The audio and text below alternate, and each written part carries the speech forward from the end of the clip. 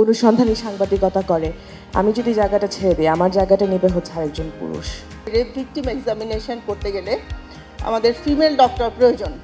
একজন নারী নমিনেশন পেলেও হয়তো সেটা দেশনেত্রী বেগম খালেদা জিয়ার পরে রুমিন ফারহানাকে দেয়া হবে। এই যে ঝুঁকিটা নিলাম, এটা একটা ছাপ থেকে যাবে।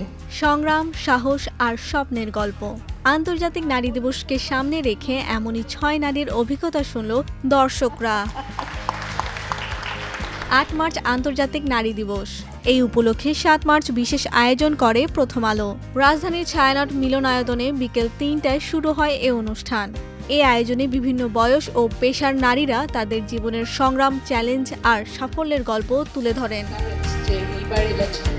তাদের মধ্যে ছিলেন চিকিৎসক ও শিক্ষক, উদ্যোক্তা, সাংবাদিক, সমাজসেবী, পর্বতারোহী ও ক্রীড়াবিদ। অনুসন্ধানী সাংবাদিকতা করে। এই ধরনের রিপোর্টারদের সংখ্যা একেবারেই কম, খুবই কম।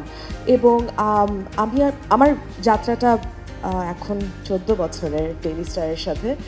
এবং এই পুরোটার সময় না, আমি যেটা বলি যে দাঁতে দাঁত চেপে আমি খালি জায়গাটা ধরেছিলাম। এটা চিন্তা করে যে আমি যদি জায়গাটা ছেড়ে দিই, আমার জায়গাটা নেবে হচ্ছে আরেকজন পুরুষ। প্রবলেমে পড়ি যে এই যে রেপ ভিকটিম এক্সামিনেশন করতে গেলে আমাদের ফিমেল ডক্টর প্রয়োজন। কোর্টের, মহামান্য হাইকোর্টের একটা আদেশ আছে, ফিমেল ডক্টর প্রয়োজন।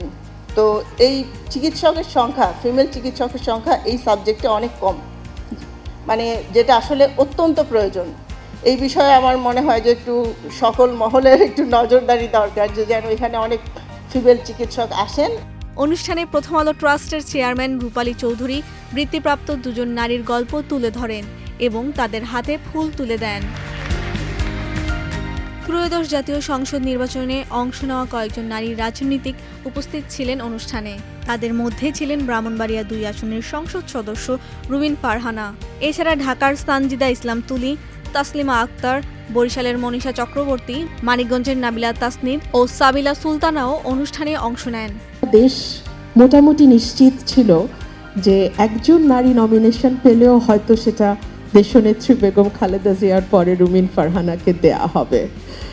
বাট ভেরি ইন্টারেস্টিংলি একদম শেষ মুহূর্তে গিয়ে ঘোষণা হলো যে নমিনেশনটা আমি পাচ্ছি না।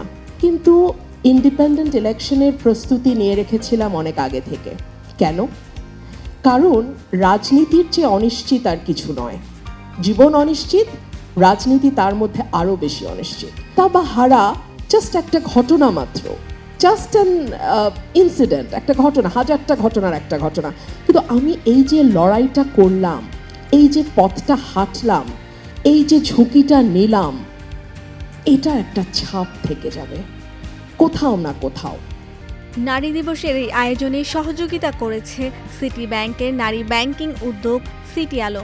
সামথিং ইজ নন নেগোশিয়েবল, যে উইমেনকে অপরচুনিটি দিতেই হবে। এই অপরচুনিটি সবাই রুমিন আপা হবে না, যে অপরচুনিটি না দিলেও আমি লড়ে জিতবো। ওইটা খুব ভয়ঙ্কর একটা জায়গা। এত কর্নারে আমরা নারীকে ফেলা কখনো উচিত না।